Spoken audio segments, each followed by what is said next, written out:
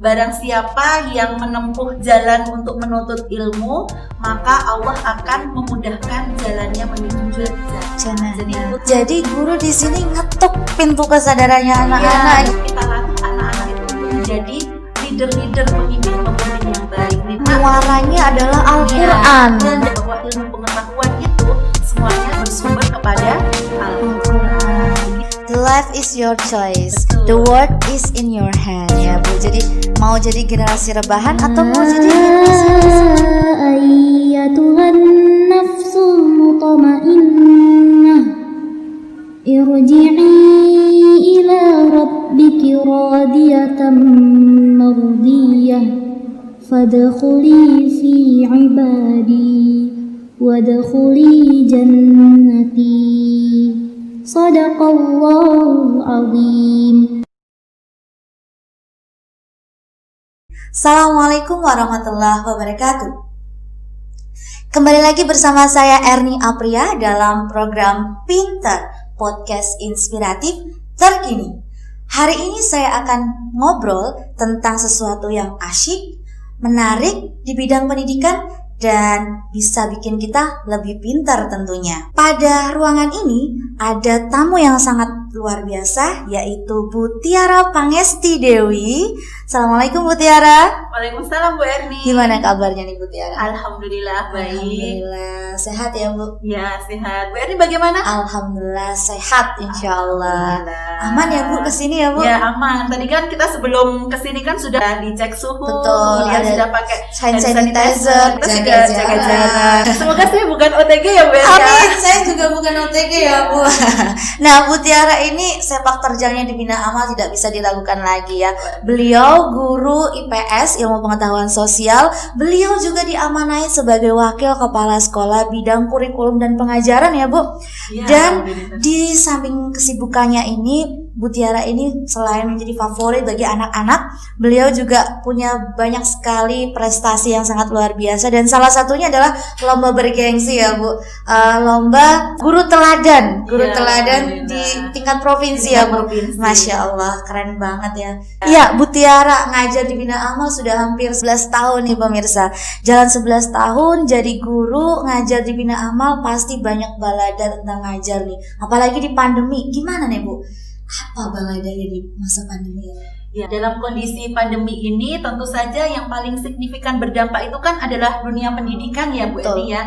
Jadi sudah sangat kelihatan sekali ya, yang awalnya kita itu bisa bertatap muka langsung dengan anak-anak di kelas, tapi akhirnya karena kondisi pandemi mengharuskan kita itu seperti diputus mendadak gitu ya dengan anak-anak interaksinya. Jadi anak-anak di rumah, kita di sini, tentu saja sebagai guru banyak sekali yang mengalami kebingungan karena sangat mendadak sekali. Kita harus melakukan apa, formula apa untuk pandemi ini. Nah, Amal itu kan boarding asrama 24 jam, mereka ada aturan di asrama, harus ini jam ini sekian-sekian dipantau dengan wali asramanya. Sekarang mereka di rumah bebas melakukan apa saja tanpa terikat aturan.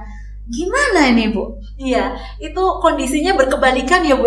Gurunya bingung tapi muridnya senang. Iya, tapi itu adalah sebuah tantangan bagi seorang pendidik, bagaimana kita itu tetap harus memotivasi anak-anak untuk selalu belajar dimanapun dan kapanpun. Nah, akhirnya karena memang satu hal yang harus kita motivasi ya, bahwa anak itu harus kita bangunkan dari tidur panjangnya, dari kesenangannya ya aku bebas ini gitu ya, tidak belajar di sekolah.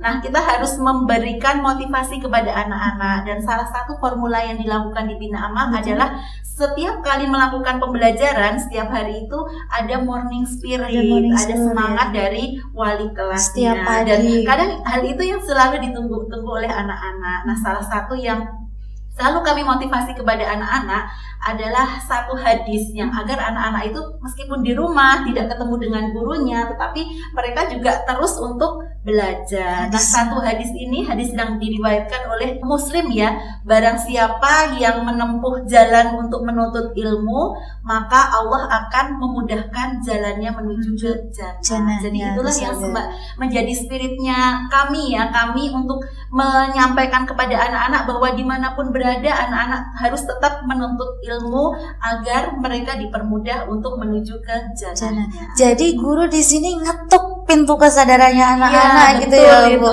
Dan iya. ketika penting gitu motivasi ke anak-anak, kayak misalkan kita mau main gawai gitu ya Bu, butuh yang namanya charger penuh agar telepon atau telepon genggam itu bisa berfungsi dengan baik gitu ya Bu. Iya. Wah, itu tentang motivasi. Ada yang lain nggak Bu yang dilakukan oleh guru-guru di bidang? Ya, jadi kan karena memang kondisinya itu kan kondisi yang memang spesial ya Bu Yani, kita tidak bisa bertemu langsung dengan anak-anak. Betul. Nah, kita harus menciptakan sebuah formula yang anak-anak itu merasa asyik belajarnya, harus bisa fun belajarnya. Ya. Mereka tidak dituntut dengan tugas-tugas terus. Banyak Ya, mapel ini banyak tugas, berapa mapel gitu ya. Jadi kita memang harus membuat sebuah formula yang anak-anak itu juga suka untuk melakukan atau menyelesaikan tugas-tugasnya. Formulanya apa Ya, nah ini salah satu formula yang kami lakukan di SMP IT Bina Amal adalah membuat sebuah pembelajaran yang lebih tepatnya kami sebut dengan project based learning. Project based learning. Iya. Tapi kan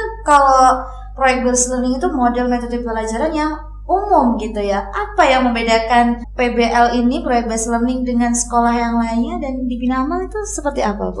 Project based learning ini adalah sebuah pembelajaran ya, sistem pembelajaran yang memang nanti anak-anak itu tetap kita berikan tugas ya, karena memang sesuai dengan semangat dari K13 ada 4C ya Bu Erni, kemudian ada literasi, kemudian juga ada penguatan pendidikan karakternya seperti itu. Jadi nanti di tugas proyek ini memang anak-anak itu kita dorong untuk melakukan sebuah aktivitas, tetapi kita itu punya grand design yang besar. Grand design ini kita mulai dari karakternya, karena memang tidak lepas ya di dunia pendidikan ini kita juga harus yang paling utama iya, adalah pembangunan mengutamakan karakter, karakternya. mengikhtiarkan ya Bu, walaupun Iya, ini masa masa pandemi kan jauh dari Betul. anak-anak, tapi meskipun jauh kita juga harus mengikhtiarkan. Jadi grand design untuk proyek based learningnya itu kita bermulanya dari karakter. Jadi kita mau membangun apa sih karakter anak-anak. Jadi kalau di kelas 7 kami berupaya untuk membangun saksiyah Islamiyah dulu. Jadi anak-anak itu bagaimana menjadi muslim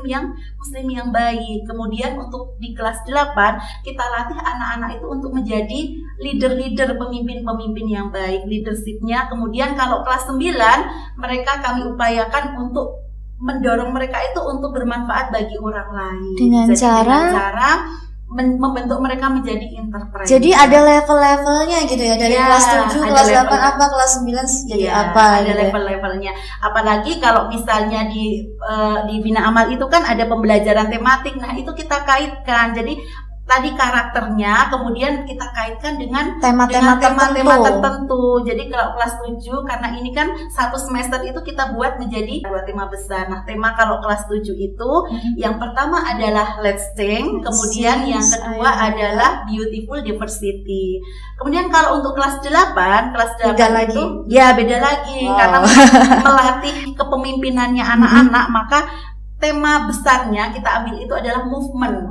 Berubah ya. berubah. Kemudian yang kedua itu adalah organization. Nah, kemudian untuk yang kelas 9 karena memang tadi kan aspek karakternya entrepreneur, maka yang kami ambil temanya adalah universal dan the winner. Begitu Bu Erni. Dan tentu saja karena memang kita sekolah IT ya, Islam terpadu, maka muatan-muatan Islam itu harus muncul. Nah, munculnya muatan-muatan Islam itu tentu saja harus melekat di tema-tema tersebut. Jadi di tema-tema tersebut itu kita ambil satu ayat yang berkaitan dengan temanya. Kalau misalnya temanya Let's Think, maka ayat Al-Qur'annya apa begitu. Jadi sebenarnya kita ingin mengajarkan kepada anak-anak Muaranya adalah Al-Qur'an. Ya, landasan dan muaranya itu ada di dalam Al-Qur'an, bahwa sebenarnya mata pelajaran itu adalah sebagai sarana saja, tetapi sebenarnya kita sebagai guru, kita itu harus memberikan pembelajaran kepada anak bahwa kita itu mengajarkan nilai-nilai ilahiyah kepada anak, bahwa ilmu pengetahuan itu semuanya bersumber kepada Al-Qur'an. Begitu Bu Erni. Jadi itu tadi tugas proyek yang semua mapel ada di dalamnya gitu ya. Boleh diperlihatkan gitu nggak Bu, tugas proyeknya seperti apa, dan tadi kan ada 4C, ada literasi dan lain-lainnya. Itu di mananya? Boleh dibuktikan nih Bu sama permisal yang ada di rumah. Ini Bu Erni bisa dilihat sendiri ya. Ini salah satu contoh di kelas 9 kan tadi temanya universal. Betul. Ya. Universal karena penguatan karakter yang akan kita munculkan di anak kelas 9 ini adalah jiwa entrepreneurnya. Jadi kami mengambil Al-Qur'annya adalah Al-Baqarah ayat 172, itu yaitu tentang memberikan rezeki ya, makanan yang halal. Dan ini karena entrepreneur jadi aktivitasnya master chef. Kekinian banget ya. Iya, karena masih memang heboh sesuai dengan arahannya Pak Nadiem juga ya, bahwa memang kita itu kan harus kondisinya kita memberikan pembelajaran itu harus pembelajaran yang bermakna. Kemudian kita juga harus menumbuhkan kecakapan hidup. Kecakapan hidup. Nah, salah satunya yaitu master banget ya. Ya, induknya itu di pembelajaran IPS ya. Kalau IPS itu kan ya universal, itu kalau IPS itu kan kelas 9 itu sedang berbicara tentang benua ya. Benua itu kan berarti kan satu kesatuan dunia. Maka ini kita akan membuat proyek, anak-anak itu kita dorong untuk membuat makanan khas luar negeri. Yang tentu saja Bu Erni yang halal dan thayyib. Kemudian inilah sisi literasinya di sini. Jadi anak-anak kita dorong untuk berliterasi digital ya, untuk mendeskripsikan sejarah terciptanya makanan tersebut yang berkaitan dengan apa yang mereka buat nanti gitu ya. Ya begitu. Kemudian untuk yang lain ini ya Bu, matematika. Nah, ini kan matematika ini anak-anak kita dorong nih. Ternyata masakan kalau di luar negeri, masakan Indonesia yang di luar negeri itu yang terkenal apa? Rendang misalnya.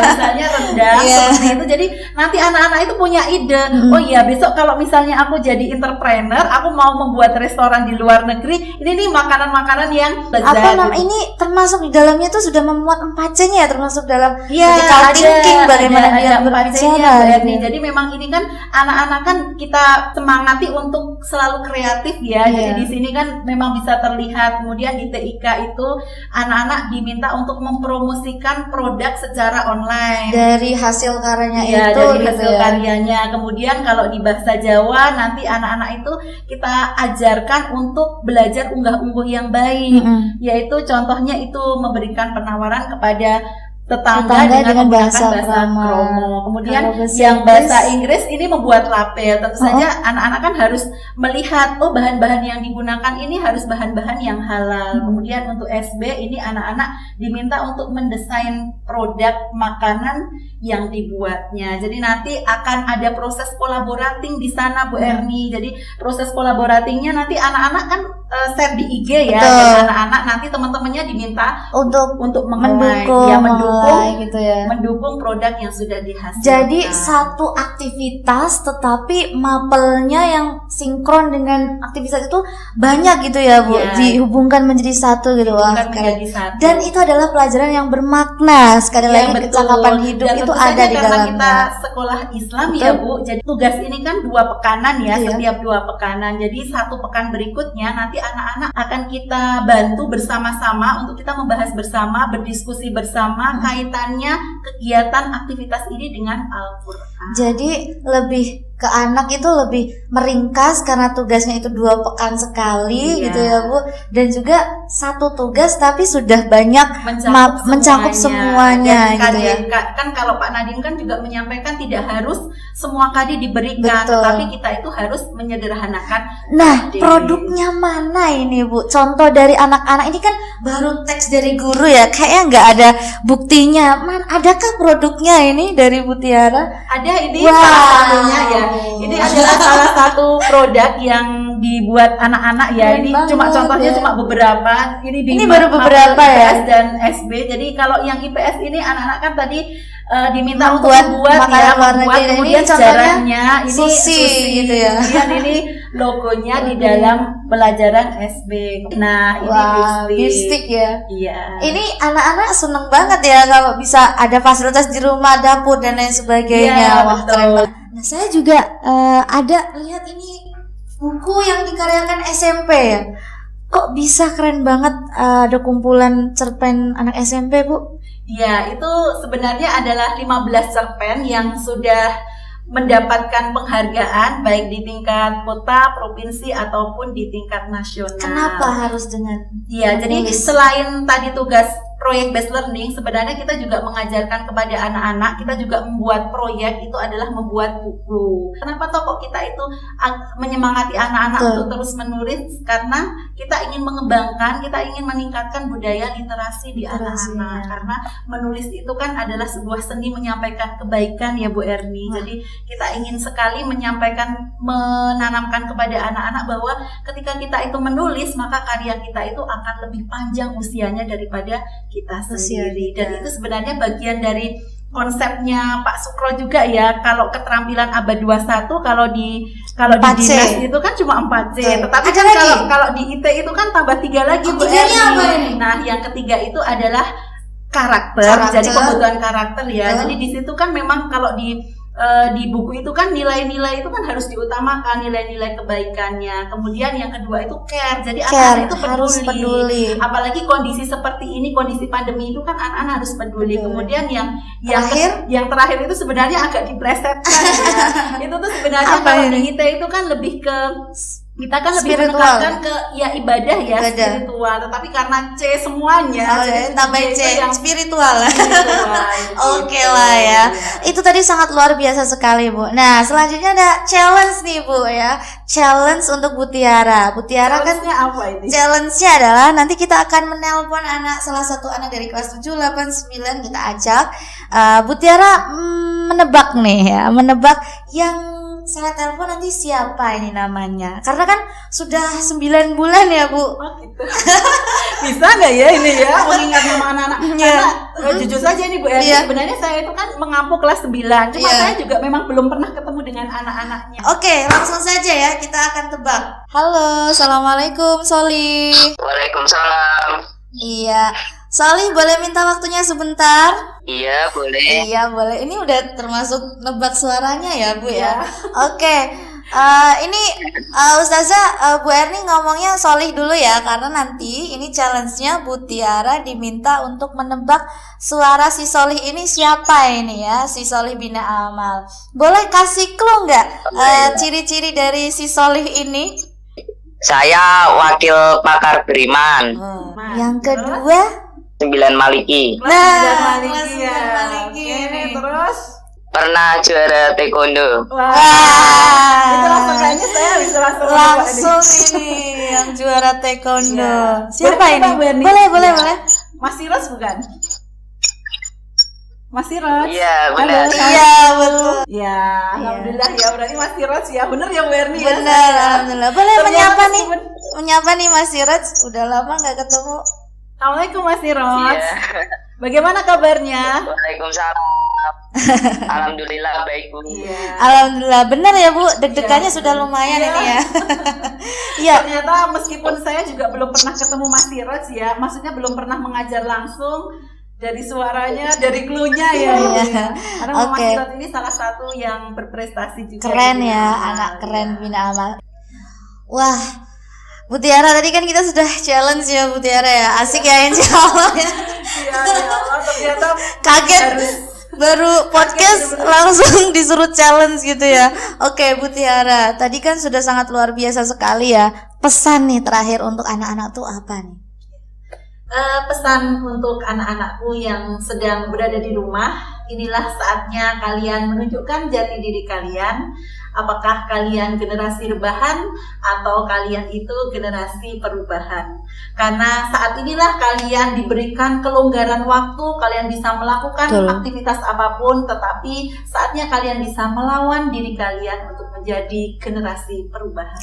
The life is your choice. Betul. The world is in your hand ya Bu. Jadi mau jadi generasi rebahan atau mau jadi generasi yang bisa merubah Indonesia, bahkan merubah dengan hal yang sekecil apapun gitu ya. Keren banget. Itu tadi luar biasa sekali. Terima kasih Bu Tiara sudah menyempatkan waktunya, meluangkan waktunya dengan konten-konten yang tadi luar biasa sekali tentang Bina Amal dan tentunya pembelajaran yang efektif selama pandemi yang dilakukan oleh Bina Amal gitu ya Bu. Oke, terakhir dari saya, menjadi guru adalah sebuah pilihan karena tidak semua orang mampu. Tetap semangat untuk para guru, karena gurulah penuntun peradaban agar Indonesia lebih maju. Apa minkum dari saya, kita jumpa lagi dengan pinter selanjutnya. Assalamualaikum warahmatullahi wabarakatuh. Terima kasih, bye-bye.